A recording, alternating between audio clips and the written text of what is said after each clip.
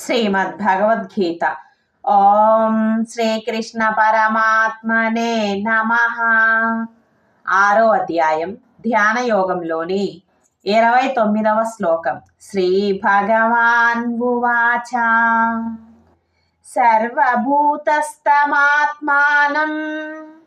సర్వభూతాని చాత్మని ఈక్షతే యోగయుక్తాత్మా సర్వత్ర సమదర్శనః.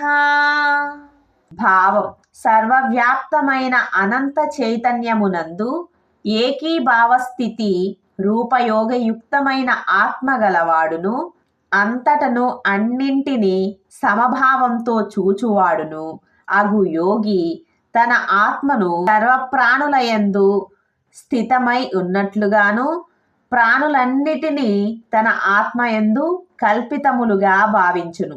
ఈ శ్లోక వివరణ: బ్రహ్మ సమస్పర్శ కలిగిన యోగి ఎలా ప్రవర్తిస్తాడు అనేది ఇక్కడ చెబుతున్నాడు పరమాత్మ.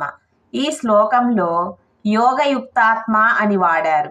అంటే యోగంతో యుక్తమైన మనస్సు కలవాడు, అంటే మనస్సును ఆత్మతో ఐక్యం చేసినవాడు.